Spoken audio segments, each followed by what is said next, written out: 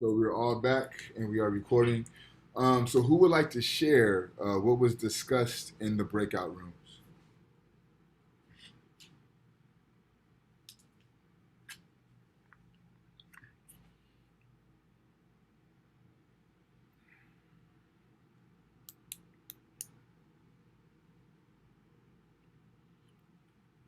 So your conversation points were: what was the greatest obstacle the author faced while producing the text? What connections can you make between this week's readings and the readings from the previous 2 weeks? And finally, think of your greatest qualities or attributes. How can they help you in fulfilling your life's purpose? So those are the 3 points of conversation. Um, let's share what you guys talked about in your breakout groups.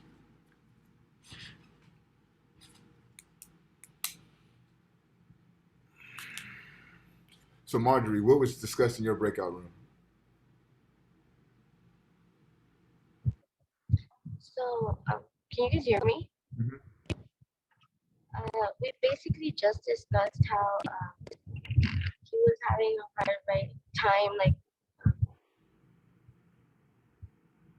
I think it was writing something because he didn't understand or know the language, Okay. The language. and we were just like, yeah, so we were just like discussing that area. It Okay. was kind of hard because um we didn't really like. It was kind of hard to Who was in your all group? talk about. Um, I think it was a Rudy, Jazz. I think it was Jasmine and that's someone else. Jasmine, can you help her out? What was you guys discussing in the breakout rooms as it pertained to language? We talked about how he had difficulty writing it because he didn't know English.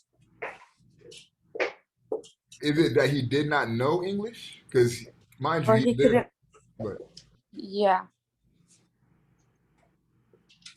yeah, because I mean, he speaks English. He tells you that he speaks this language very clearly because he lived in. He attended a French Jesuit school, and then he lived in the States for some time. So he knows how to speak English. That wasn't the issue that he was facing. You are correct in the sense that language presented the problem, but it wasn't that he can't speak the language. Can anybody else assist? Ashlyn, what did your group discuss question number one at all?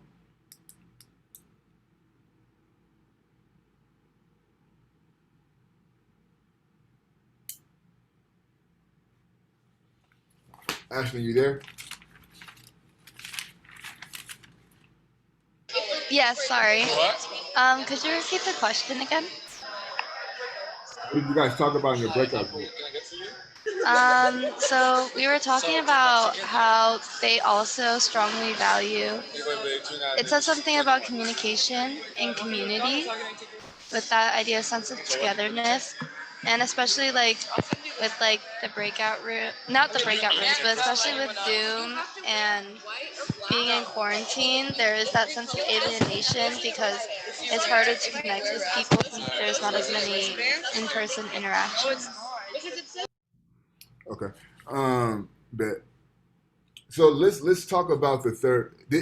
For those who may have not gotten to the third question, let's engage that for a little bit before we move into my notes.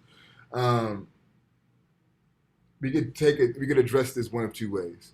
One, you could talk about what you feel your attribute or characteristic is, and then think about how that characteristic can lead you to your life's destiny.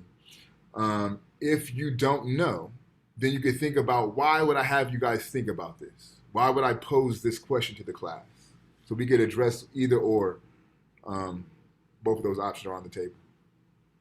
So Juan, what do you think about your qualities, characteristics, thoughts as they pertain to you fulfilling your life's purpose? Or why do you think I asked you that question?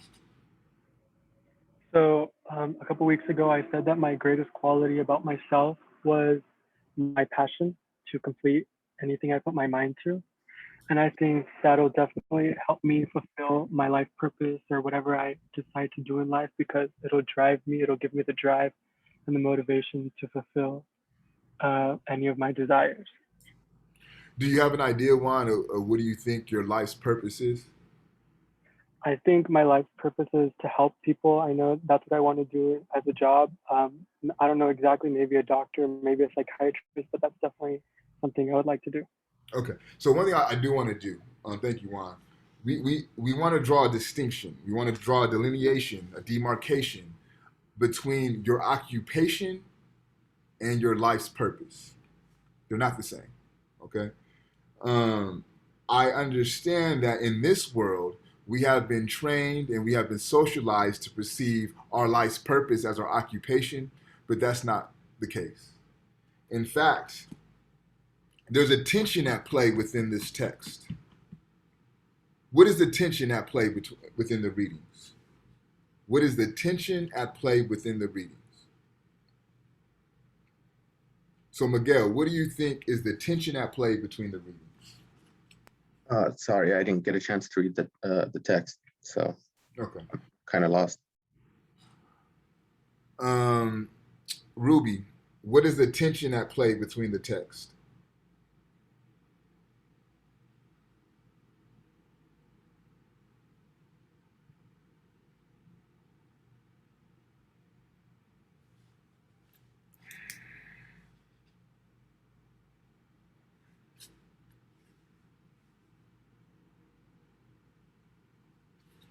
Jasmine, can you tell me what the tension that is at play within the text? What was that?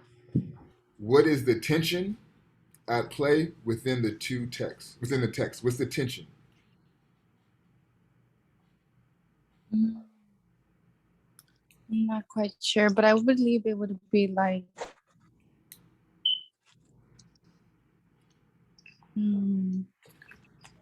Okay, let's think the about this. process of thinking. I'm sorry, go ahead. I'm not sure. Okay, so let's think about it this way. In the opening page, in the opening paragraph, he states what his name is, right?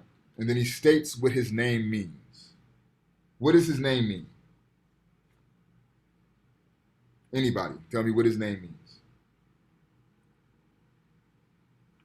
It means to befriend the enemy, So in this context, Juan, who's the enemy? the white man, Okay. or the Western world. Or the Western world. So Juan, what is the tension at play within the text? I would say it's his two cultures between the Western world and the indigenous world. Thank you. So let's think about that, right? The tension is the Western culture and the indigenous world, right? The indigenous African world in this context. In the Western world, it's not about your purpose, it's about your occupation.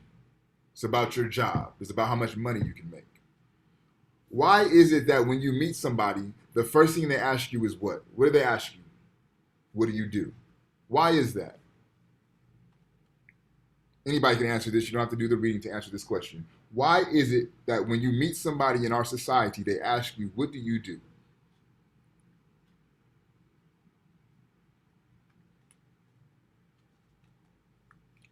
Have y'all ever been asked what you do for a living? Have you ever met somebody and they ask you, what do you do for a living?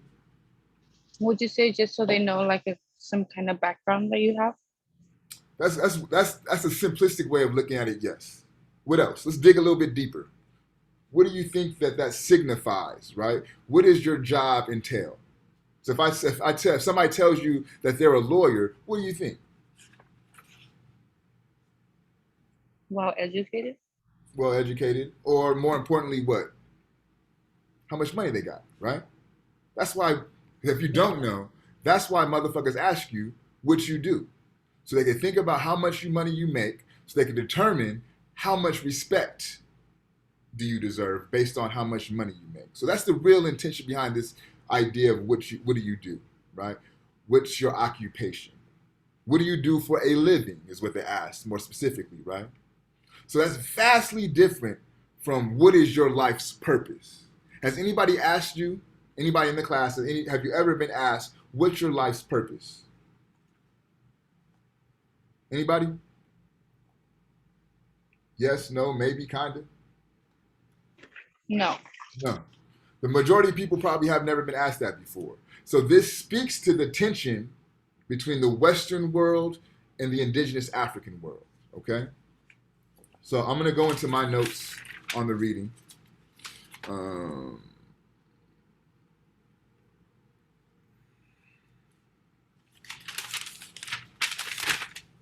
All right, so what you guys read, for those who read, is the introduction to this text here of water in the spirit, ritual magics, and initiation in the life of an African shaman. So when I was doing my undergrad at Cal State LA, I was in the Pan-African Studies course, and we had a guest speaker.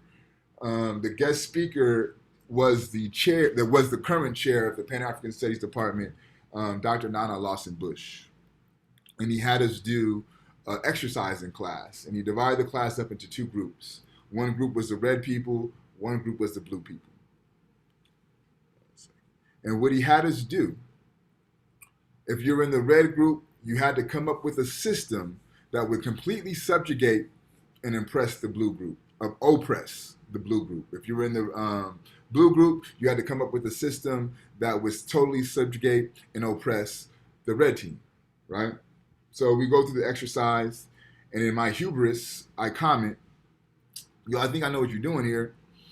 This exercise kind of symbolizes the exchange between European cultures and African cultures.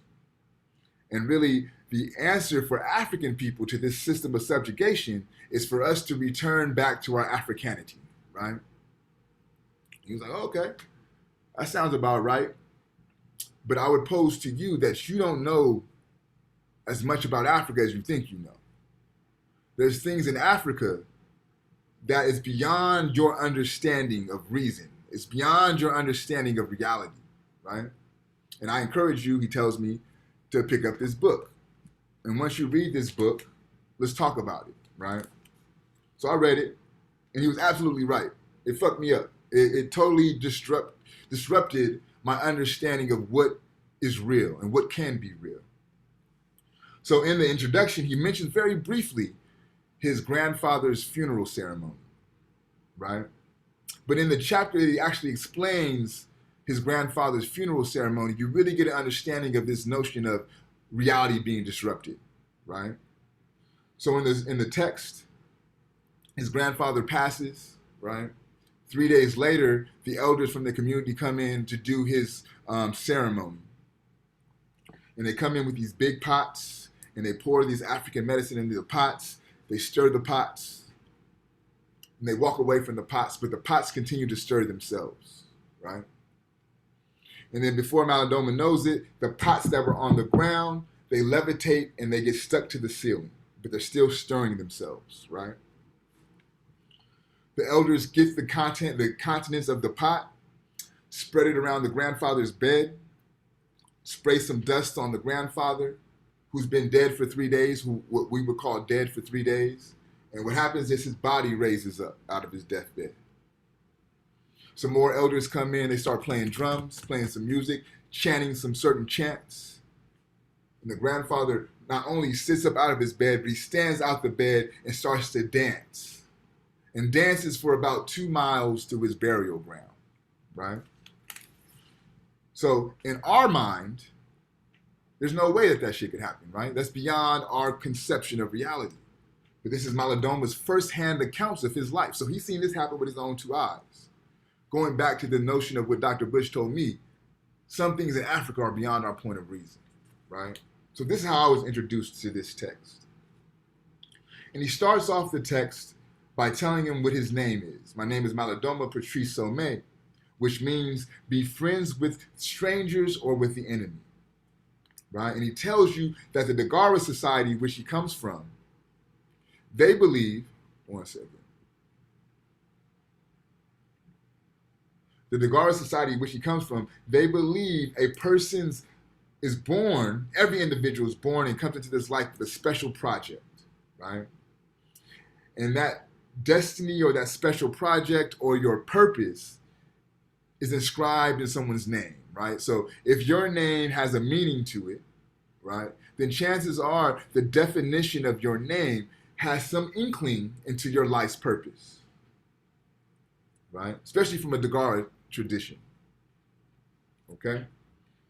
So his name means to be friend with strangers, and his story articulates how he goes through the process of fulfilling his life's purpose and destiny.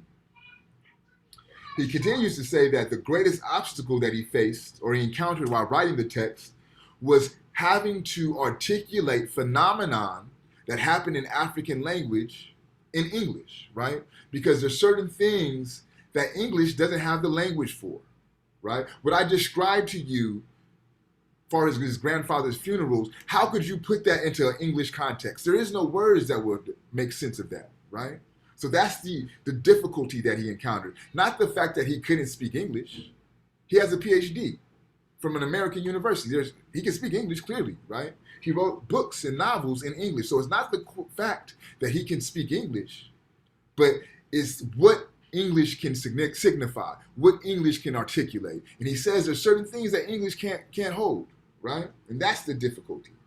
And then he goes on to say that there's usually significant violence done to anything being transferred from one culture to another, right? So when you attempt to translate the idea that you have in Spanish into English, he's saying there's certain violence that takes place when you try to make that articulation and that translation, right? He goes on to tell us on page 2 that he was kidnapped from his village by French Jesuit priests, and he was had to remain in the seminary school for roughly 15 years, right? And said during that time he was in a boarding school, and he was forced to learn about the white man's reality, okay, which is lessons on history, geography, astronomy, mathematics, literature. But then he goes on to say, all these topics were presented with a good dose of Christianity and its temperamental God who forces everyone to live in constant fear of his wrath, right? And to me, this was interesting because, one, he's coming from a culture that has a specified understanding of God, right? The Dagara culture, their God is not vengeful, right? Their God is not temperamental. So when he gets introduced to this Christian God, it's a dissonance that takes place. He doesn't understand that, right? And then he moves on to say, I know especially why my people have such a deep respect for old age, right? And as you get into the novel, he talks about the connection that he has with his grandfather, how close they were. And you understand within the Dagara society that the elders and the youth have the highest reverence in their society because of the fact that they are the closest to the ancestors. And if you think about it, when you're born, right, you come out of the womb, you're leaving the ancestral realm and you're coming to this plane, right? As you get older and you get closer to what you guys would call death or what I would call transition, you're getting closer and closer to the ancestors, right? This closeness to the ancestor gives you a direct line of communication to that ancestral realm. So this is why the Dagara place such great emphasis on the elders and the youth. He also goes on to say why a strong, functioning community is essential for the maintenance of an individual's sense of identity, meaning, and purpose. So not only is it important, right, that you fulfill your purpose, but your community is allowing you to become closer to that purpose. It's going to help you to actuate that purpose. And if you think about last week's reading when we talked about Ma'at, and we talked about this idea of good conscience, right? And they said that good conscience is not an individually known notion, that I can just say I have a good conscience and that's it. The community has to be in alignment with your good consciousness, right? And I gave you the example of pre-colonial West African manhood, how that was not an individual known notion. That was a notion that was owned by the community, right? And Malidoma is echoing those sentiments. On page 4, he talks about the tension at play within the Western world and the indigenous African world. And he says that it seems obvious to me that as soon as one culture begins talking about preservation, it means that it has already turned the other culture into an endangered species, right? And before this, he's articulating how his elders noticed that when these Europeans came into Africa, they decimated their land, they decimated their culture, and they decimated their life ways, right? And as Malidoma travels to the West and gets his education, he notices there's a shift that takes place in the Western world to where they're not so they're not so focused about conquering and decimating culture. Now they're about preserving culture. And Malidoma says, hold on. If y'all motherfuckers is talking about preserving my culture, that means you already have my culture. My culture has already become an endangered species, right? And think about this. Think about the way the Western world preserves culture. Museums, right? The British Museum is filled with African artifacts. They're preserving their culture. We'll come in, we'll steal all y'all shit. We'll steal your arts, your sculptures, your cultural significant artifacts, and we're going to hold them for you in our museum so that way we can preserve them and they don't get messed up, right? This is the Western idea of preserving culture. But Malidoma is saying when this takes place, it's already a wrap for your culture. It's already been usurped into the Western ideals. I was also very attentive to the tribal power in his talisman, right? The little pouch that his ancestor gave him with all his magic artifacts, and how that allows him to navigate the Western world successfully, right? And then he makes this claim on page 7 that I don't necessarily agree with. And this is important because, one, as readers, you don't have to agree with everything the author claims, right? As critical thinkers, it's a good exercise to disagree off jump and then work your way to see how what they're saying makes sense, right? That's a good critical exercise. But here's what he says that I have some issue with. Here in the West, I have a great deal of time for spiritual contemplation and study, and much more time to share things of the spirit with others.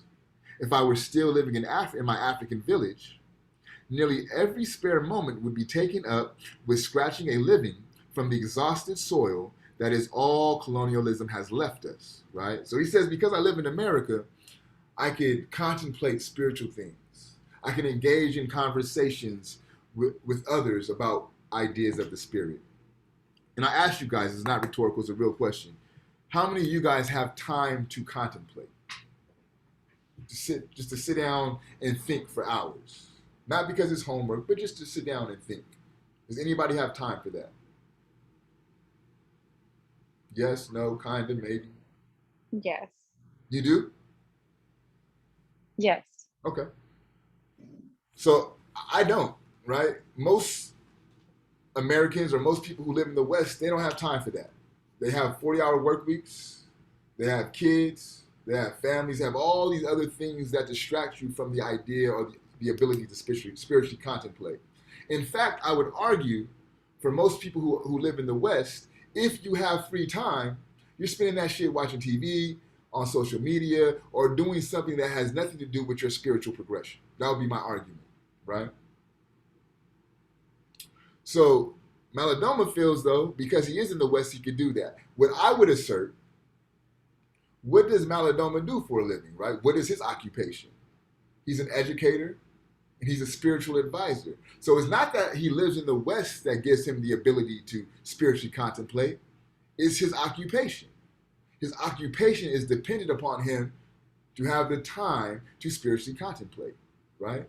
So this is an issue that I have with the claim that he makes and the tension between the native indigenous culture and indigenous African culture in the Western world. And then he lays out his thesis very clearly on page 8. What I'm attempting to share with you in this book is only one of the endless versions of reality. So he's letting you know that there's multiple versions of reality that can be engaged. And he also states that language is a conduit to those various type of realities, right? So if you speak Swahili, there's a certain reality that you have that language promotes. If you speak Spanish, there's a certain reality that language promotes. If you speak English, there's a certain reality that language promotes, right? And he says, for example, in his culture, there's no words for the supernatural, right? We have no word for that. In fact, the supernatural was just part of our everyday reality, right? And he says that there's a close connection between thought and reality. To imagine something, to closely focus one's thoughts upon it, has the potential to bring that something into being.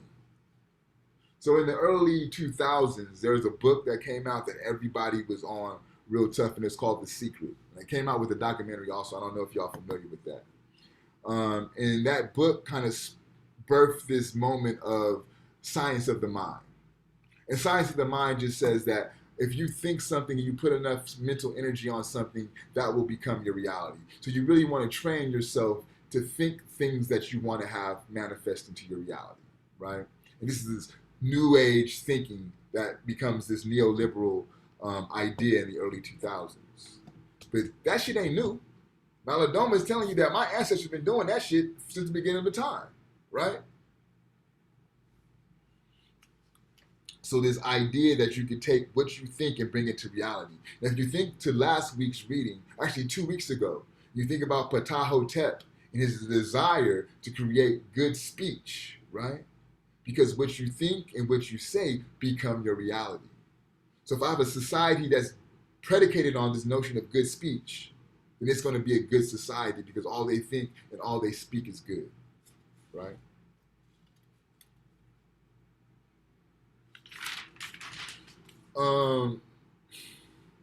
And then he talks about this little experiment that he does with his elders, and he brings Star Trek to the village, right?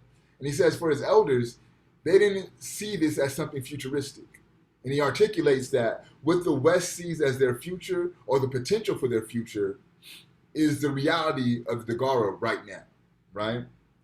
And he says that the irony that the West sees the indigenous world as primitive or archaic. And he poses the question, wouldn't it be wonderful if the West could learn to be as archaic as my ancestors are, right? Because again, what the West views as its future via Star Trek is what the Dagara view as their current reality. And he makes another critique against the West. It is my belief that the present state of restlessness that traps modern individuals has its roots in dysfunctional relationships with the ancestors. So Maladoma's elders are witnessing these Europeans come into Africa and decimate the land, decimate their culture, disturb their life ways. And the only rational conclusion that they could come to is that these Europeans either fuck their land up so much that they have to come over here and fuck up ours, or they have a disturbing relationship with their ancestors.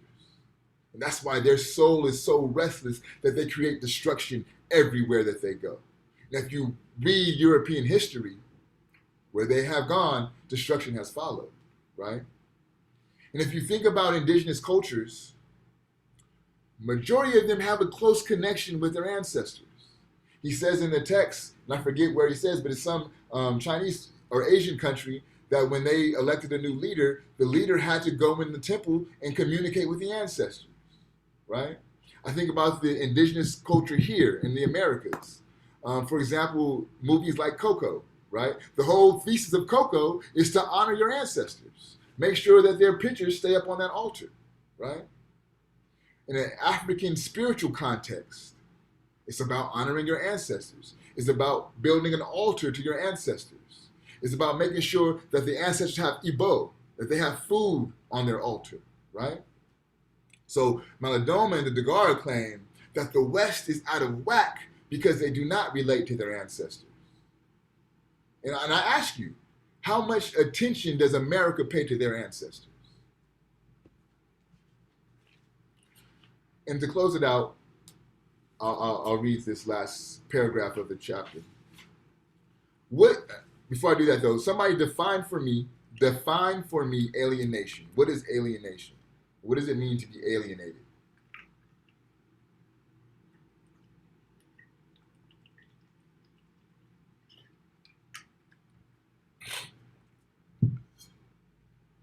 What does alienation mean? Take the root word, Think about the root word. That'll give you your answer.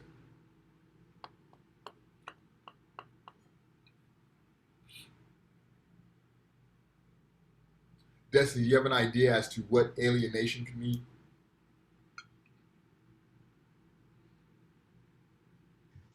Something that is very like representative, like taking that part of the world. Maybe if Okay. I'm being wrong, that's You're, my you're, guess. you're, you're tiptoeing around it. Miguel, can you help her out?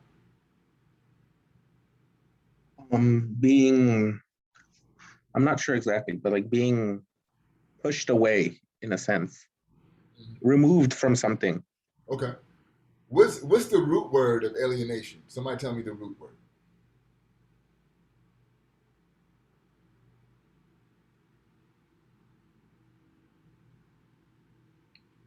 So literally, alienation is two words put together. What's the root word of alienation? Alien.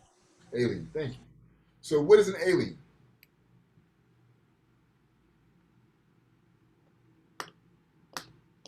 What is an alien? In this society, A creature. a creature. So and think about it two ways, Destiny. So we have alien has two connotations in our society, right? It's a creature that comes from outer space. What's the other way that we use alien in this country? To describe a group of people. Right? The illegal aliens who are crossing our borders, right? So another way to think about alienation is something that's different, something that's ostracized, something that's foreign from you, right? Separated, isolated. So Malidoma claims alienation is one of the many faces of modernity. So this word modernity, this term modernity, is two ways to think about it. One is just the modern, right? We live in a modern world where we have technology and all these things that are accessible to us. Another way to think about modernity from a historical epic standpoint, modernity is when the world power became white, just to put it bluntly, right? When the Europeans took over the world, that is the start of this iteration of modernity, okay? So alienation is one of the many faces of modernity. The cure is communication and community, a new sense of togetherness. By opening to each other, we diminish the pressure of being alone and exiled. And to me, that's the focal point of this book. That's the thread that you could draw between the teaching of Ptahhotep, between Ma'at, and between what we just read. This notion of relations, right? How do we connect to one another? How do we relate to one another? This becomes fecund for Malidoma Patrice Somé. So I'll put my notes on pause. We'll move into our fishbowl. So again, for your fishbowl, you could talk about what you discussed in your breakout rooms. You could literally read your journal entry. You could talk about what I discussed in my notes. Everyone has to do at least 2 fishbowls per semester. You have 1 time to pass. So if you're not ready today, you can let me know, yo, professor, I'm not ready. But again, keep in mind, this will be your last time to get your pass. So does anybody want to volunteer to fishbowl? We'll take like 2 to 3 people. I would like to volunteer. Okay, Juan, thank you. Anybody else? Thank you. Anybody else? Ashlyn, are you prepared to fishbowl? Oh, so this would be for our second time going around for the Have fishbowl? you fishbowled already? Yeah. So this would be your second if you were to go. I think I'll pass this time. So next time that you get asked, though, you have to be ready to fishbowl. Yeah, that sounds good. Okay. Anybody? Marjorie, are you prepared to fishbowl? I'm gonna pass. Okay. I'll do it the next time.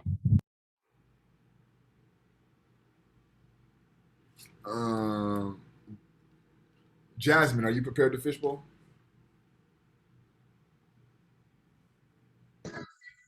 No, I think I might have to pass. All right. Miguel, are you prepared to fishbowl? I'm not. I'm sorry, say that again, man. I missed it. No, like I'm not ready. All right. Ruby, are you prepared to fishbowl?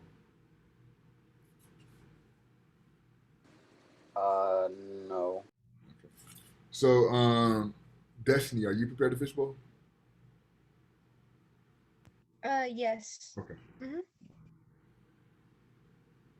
All right. So, just to provide an So overview. basically, Go ahead. we would have to say something that we learned during the reading that we did, Yep. like we analyzed, like summarized about the book. Or you could literally read your journal, or you could talk about what I mentioned in the notes. It's totally up to you. Okay, got it. All right. So, Juan or Destiny, you guys can set it off.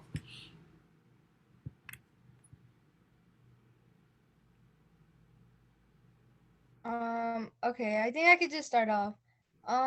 Basically, I said that um it represents the novel that it shows that the audience the true beauty of water, and it represents like how the values that it is spiritual from the Holy Spirit, and it symbolizes as how life brings into being natural beings as a new beginning and live to the fullest, even though it also teaches us not to bring negativity into the world and be truthful. um that's what I said about the reading. Yeah. Okay. Juan. Okay, so I do want to share an excerpt from my journal entry. For why this story is relevant to today, I said that it is relevant because it's still happening. Today, people are immigrating to the United States, and they face many cultural differences similar to, is it melanoma? Yeah. Mm-hmm. So when he was at the airport and they had to check his medicine bag, I would say that was a big indication of the cultural differences between the people in the United States and where he is from. And I also wanted to share something that interested me, um, or what spoke to me most in this reading was when you were talking about the manifestation in his culture and how he said people who take a tragic view of life and are always expecting the worst usually manifest that reality. And that got me thinking. I think that's very true, but I never thought of it in that way. And he also said if one can imagine something, then it has at least the potential to exist.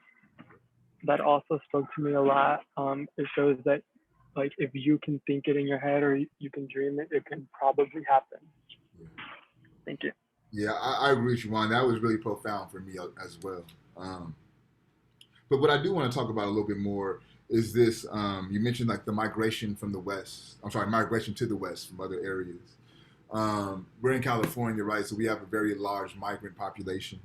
Um, and what this produces is what W.E.B. Du Bois calls a double consciousness or a two-ness, to where you feel like you're from two worlds, but you're never really at home within those two worlds. Kind of going back to this idea of alienation. Um, and right, so think about for those who may have migrated from somewhere else, right? You have like your home culture, whether it be Mexico or wherever that may be, and that's a certain world within itself. But then here it has its own certain culture, and your ability or your attempts to try to navigate those two worlds, it leads to a lot of disassociations, and it often leads to you prioritizing one world over another, right? And oftentimes that Western world gets the priority, and that can look like, and that can manifest itself in situations like, not speaking Spanish in certain areas, right? Um, your name may be an ethnic sounding name, but instead of using that ethnic sounding name, you'll just use John because that's easier on job application. People can pronounce that easier, right? So what you're doing in all essence is trying to survive, right? You're trying to situate yourself to best navigate the world that you're currently in. But an unintended consequence or an implicit consequence of that is you're subjugating your native culture, right?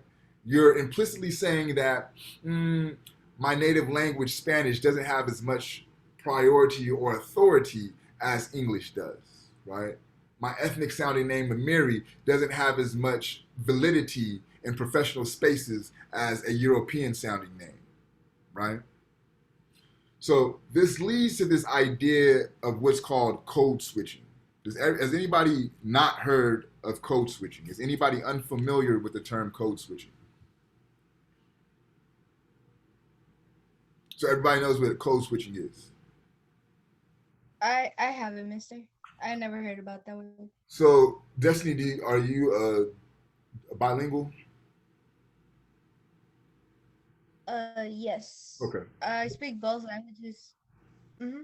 So what code switching may look like for you, just hypothetically, right? At home you speak Spanish, but when you go to school or somewhere else, you don't speak Spanish. You only speak English, right? That's code switching. Code switching for Black folks, right? We have what's called Ebonics, or what they call African American Vernacular English, right? Code switching would be not using Ebonics in certain spaces and only using standardized English because that's professional or that's acceptable, right? These are the certain ways that code switching plays out, right? So what I would assert to you, to code switch is an act of cultural violence. Why would I say to code switch is an act of cultural violence? Why would I make that claim?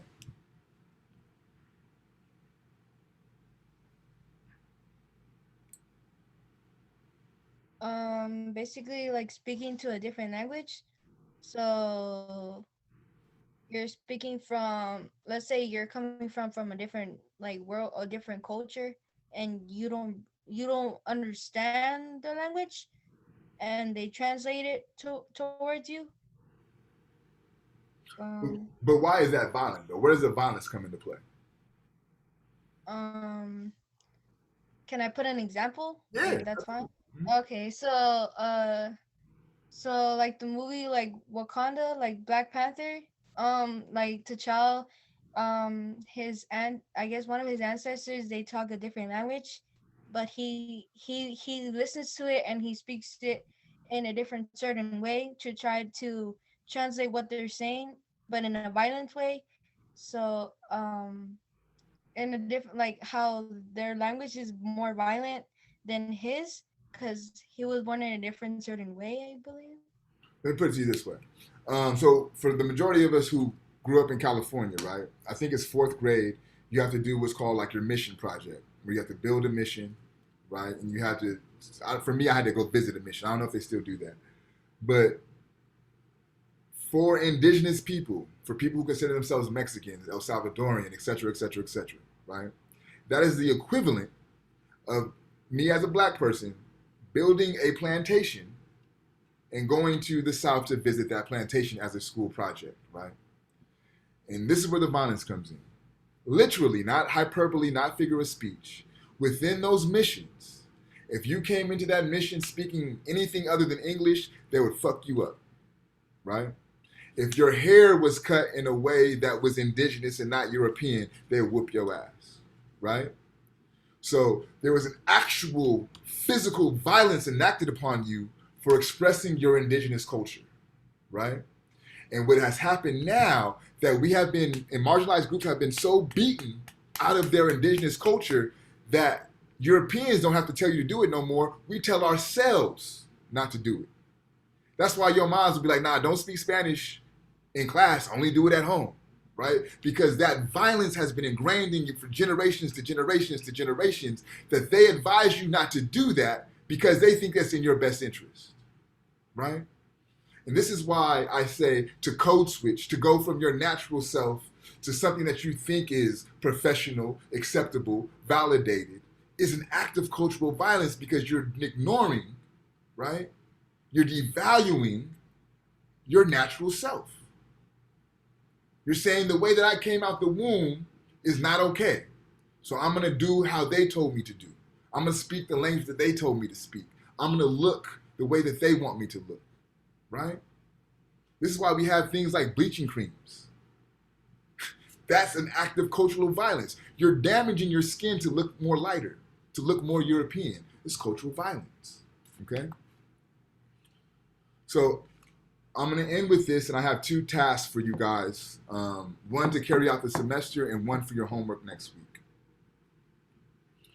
So the Dagara believe that everyone is brought to this life or brought to this world with a purpose and a task, right, to fulfill, a destiny to fulfill, right? And they say that your name helps to allow you to understand and be reminded of your purpose or your destiny. And I think in our world, again, we've kind of been removed from that, especially as indigenous people, African indigenous from this country as well, right? So what I would assert is your qualities, your gifts, your skills, and your abilities, they work just as the name works for the Dagara people, right? So what you do good, what you're naturally good at, what your talent is, that talent has been gifted to you by the Creator, by Allah, by God, by Yahweh, whatever you so choose to call that being, it's been gifted to you to allow you to fulfill your purpose. So my task to you is to take some time, do some spiritual contemplation, whether that's journaling, whether that's meditation. This is why we meditated today, to give you an avenue to do this spiritual contemplation, to think about what your purpose is, to think about what your skills, your qualities, your talents, your attributes are, and to think about how they can move you closer to manifesting your life's purpose, to fulfilling your destiny. And again, don't confuse your occupation, your work with your destiny. That's not the same thing, right? Yes, I'm your professor. Yes, I get paid to do this, right? But that's not why I'm here. That's not why I'm doing this. I'm doing this because this is my purpose. This is my destiny. That's why I don't give a fuck about y'all grades, right? You'll get grades because that's part of my job requirement, but that's not why I'm here. I'm here to get you to realize, one, that you have a purpose, that you have a destiny, right? That you're a spiritual being having a human experience, right? This is what I'm here for, to get you to be in tune with your spirit so you can fulfill your life's destiny, to get you to see the world critical, to get you to understand there's a tension between how the way the West lives and how indigenous people live, right? There's a tension at play, and you don't have to capitulate to what the West says. So your task is to spend time with yourself and think about what your talents are and think about how those talents can allow you to fulfill your life's purpose. If you are able to uncover what your life's purpose is, then spend your life fulfilling that purpose. Every day when you wake up, think about, how can I fulfill my life's purpose? That's how you start your day. And watch how doors open for you. Watch how your name gets carried into spaces that you have never been. The ancestors will guide a way for you to fulfill your life's purpose, because that's why they brought you here in the first place.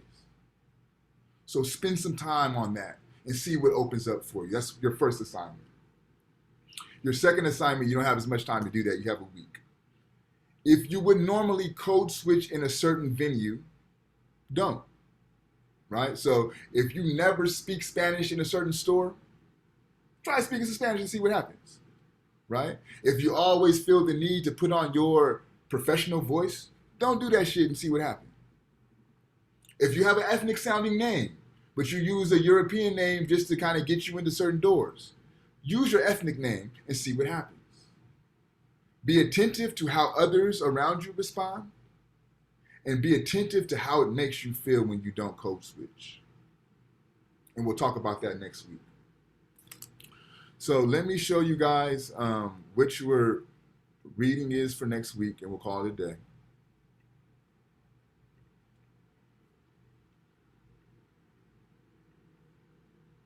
I will email this out to you guys by Friday, but if you don't want to wait that long, we're still in weeks 4 through 7, and you're going to read Ngugi, Decolonizing the Mind. Just this one PDF here, and you'll make your journal entry on that, and we'll discuss next week along with what your assignment was. So again, Ngugi, Decolonizing the Mind is the reading for next week.